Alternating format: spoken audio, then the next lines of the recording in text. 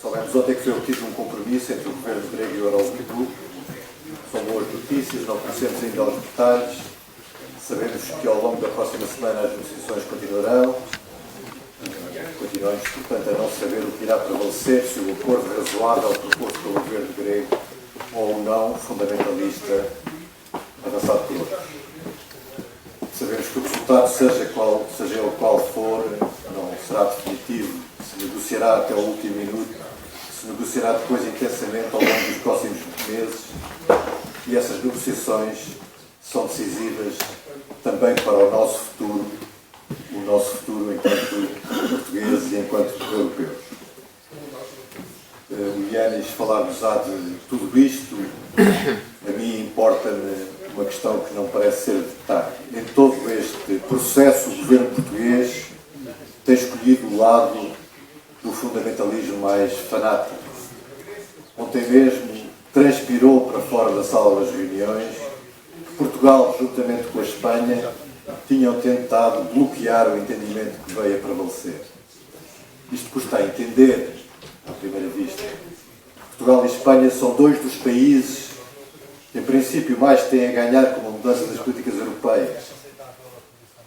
Mas, afinal, talvez seja simples. Quando o governo português tenta atingir a Grécia, o que quer na realidade é garantir que os portugueses não descobrem que afinal era possível Portugal ter seguido outro caminho que não o da submissão, que era possível encontrar uma via para ultrapassar o nosso problema enquanto país sem ter causado o sofrimento que foi. O que o governo português quer voltar a dizer-nos é que não há alternativa, e não quer só dizer, quer garantir mesmo que essa alternativa não existe. Mas o não fundamentalista, nós sabemos isso, é uma ameaça para todos, não só para a Grécia. E Portugal, logo depois da Grécia, não tínhamos muitas dúvidas quanto a isso, é o país que mais riscos corre no caso de uma falha de acordo ou de compromisso na União Europeia. E por isso, ao torpedear o entendimento europeu por interesse próprio, o governo português o que está a fazer é pôr em perigo o seu próprio país. Num caso como este, nada menos pode ser dito, o governo português está a tornar-se a principal ameaça a Portugal e aos portugueses. O governo português está a trair-nos.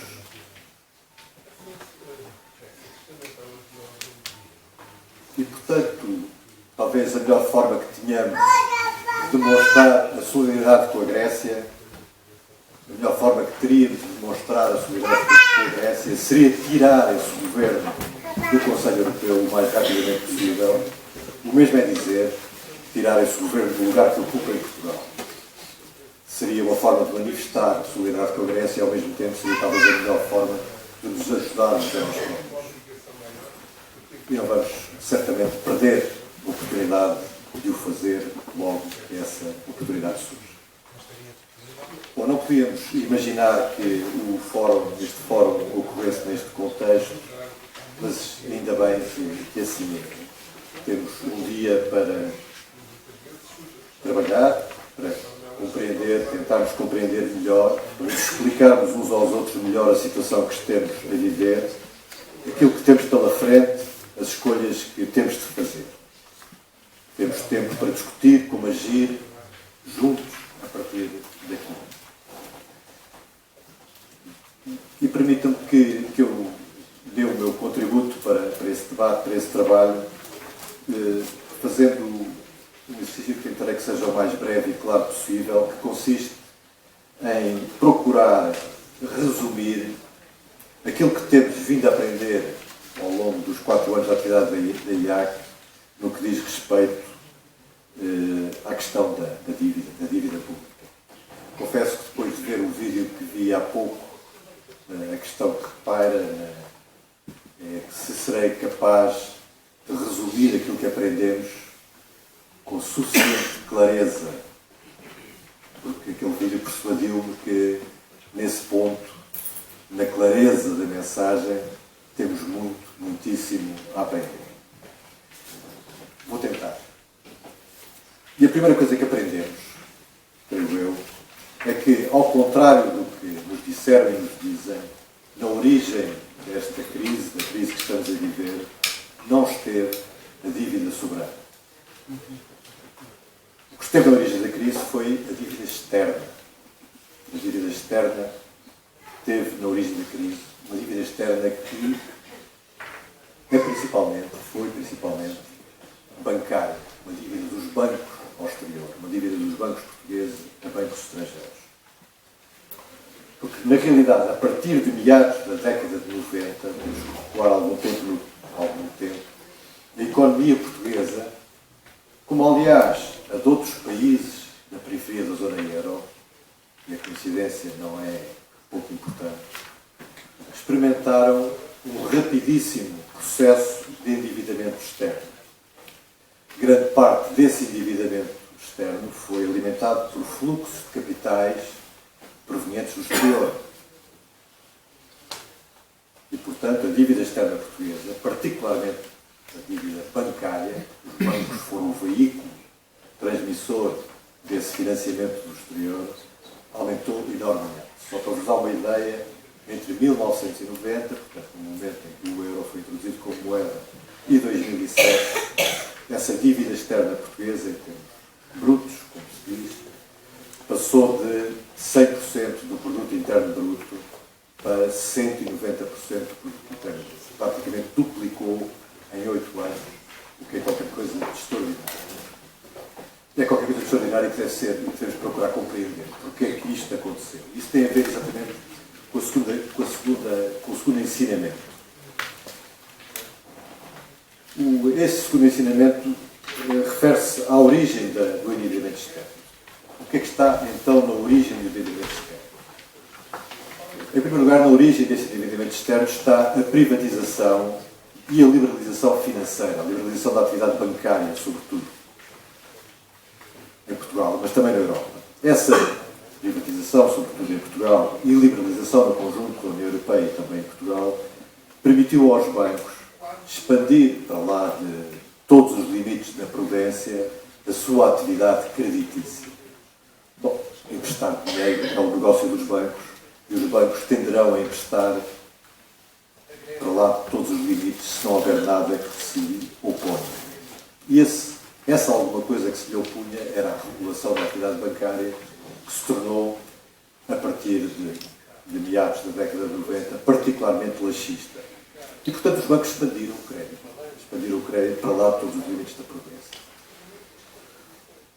A segunda explicação para o endividamento está relacionada com o caminho para a União Económica Monetária iniciado em meados da década de 90 e com a própria União Monetária, o euro.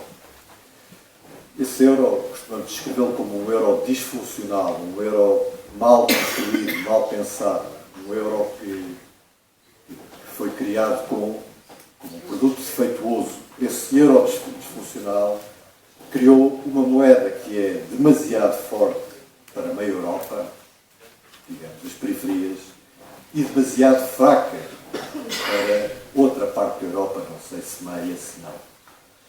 E essa disfunção deu origem a uma situação caracterizada pelo crescimento muito rápido de excedentes iniciais e da balança corrente, no lado em que a moeda é fraca, e que foram encaminhados, excedentes, que foram encaminhados sobre a forma de crédito, canalizados sobre a forma de crédito, para o outro lado da Europa, onde a moeda é demasiado forte e onde os déficits foram acumulados. E foram alimentando, esse crédito foi alimentando os déficits. O terceiro fator que explica o endividamento está também relacionado com a evolução da economia mundial, com os acordos comerciais no âmbito da Organização Mundial do Comércio, e, portanto, a abertura da Europa ao comércio mundial, de uma forma muito súbita, e com o alargamento a leste da própria União. Essa abertura da Europa ao comércio e o seu próprio alargamento expuseram setores muito importantes da economia portuguesa a uma concorrência muito agressiva e desviaram de Portugal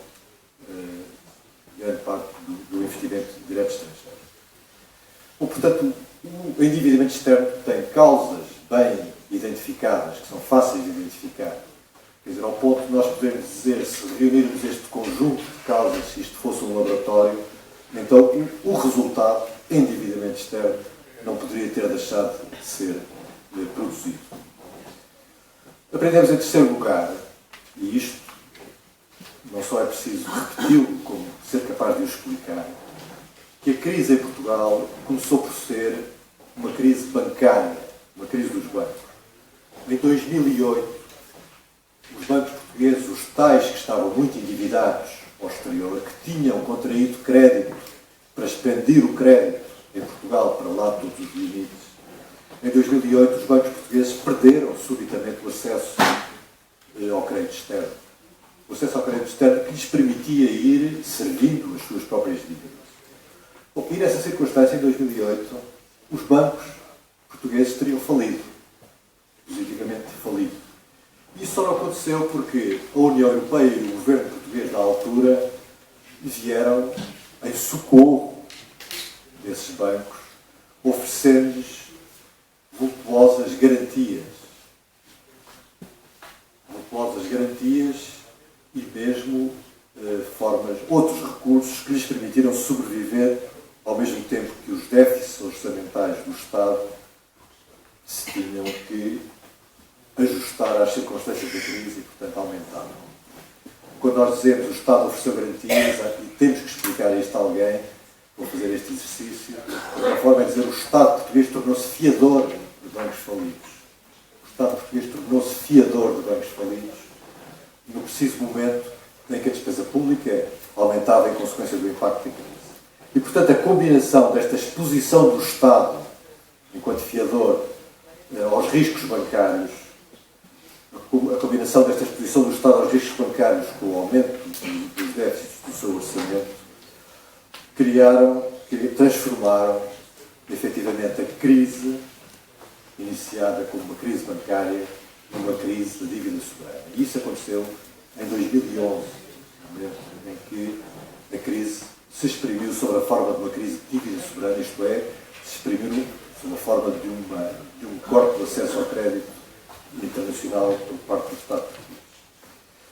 Se bem se lembram, quem veio à televisão em abril de 2011, em primeiro lugar, a convidar a Troika para entrar em Portugal, foram os banqueiros portugueses. Convém esquecer isso, existe no YouTube para consulta de qualquer um, e não foi por acaso. Não foi por acaso que isto aconteceu. Bom, aprendemos em quarto lugar que o resgate, chamado resgate de 2011, não foi, na realidade, um resgate, uma libertação do país, nem das pessoas, sabemos isto bem. Mas foi um resgate, sim. Foi um resgate aos bancos, um resgate aos bancos portugueses e aos bancos internacionais. Não foi um resgate ao país porque sabemos hoje que 4 anos de austeridade não libertaram, produziram antes um resultado estranho. A austeridade produziu a mesma dívida externa, a dívida externa continua hoje no nível em que estava, uma dívida pública maior e um peso maior dos juros e menos rendimento público e privado. A Troika e o memorando não resgataram Portugal do endividamento, de nenhuma espécie de endividamento. Pelo contrário. Resgatados, na realidade, foram, em primeiro lugar, os bancos portugueses. Os bancos, que em 2007 era o tal setor mais endividado no exterior, já não são. Hoje em dia, o setor mais endividado no exterior é o Estado. O resgate produziu um resultado. Transformou dívida externa bancária em dívida externa pública. Socializou dívida que era privada. E resgatados foram também os bancos internacionais que estavam mais expostos à dívida portuguesa. Dívida bancária e dívida soberana. Em dezembro de 2010, desculpem, agora dou alguns números, dezembro de 2010, 64% de dívida pública portuguesa era detida por setores externos privados, por bancos externos financeiros privados e outras instituições. 64% estava na mão de privados. Em dezembro de 2003, esse valor desceu para 23%. Neste período, os credores externos libertaram-se de 55 mil milhões de euros de dívida soberana portuguesa, que para eles se tinha tornado tóxica, lixo. Só as compras de dívida soberana portuguesa pelo BCE permitiram à banca dos países do centro da Europa libertarem os seus balanços de ativos no valor de 23 mil milhões de euros. E, entretanto, os credores oficiais, a Troika, da FMI, do BCE, os fundos da União Europeia, passaram a ter 43% da dívida pública portuguesa. Basicamente, remete para a pergunta: bom, mas afinal, para onde foi o dinheiro da Troika? E a resposta é fácil. O dinheiro da Troika entrou por uma porta e saiu por outra para os bancos internacionais que eram credores de Portugal. E para os bancos portugueses, sob a forma de compensação de perdas e de capital. Bom, portanto, aprendemos mais coisas, podíamos, apesar de tudo, continuar, mas talvez para ir mais diretamente ao tema da nossa discussão.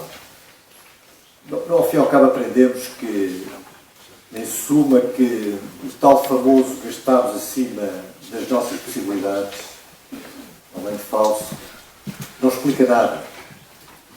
Em última análise, esta crise, a crise que estamos a viver, é uma crise de um regime de acumulação de capital que se foi consolidando a partir dos anos 70 do século passado, à escala global. E é um regime muito particular de acumulação de capital, é uma forma de capitalismo muito particular. Um capitalismo que sustentou os lucros com base na compressão dos salários, ao contrário do que aconteceu noutros regimes de acumulação de capital anteriores. E aprofundou as desigualdades.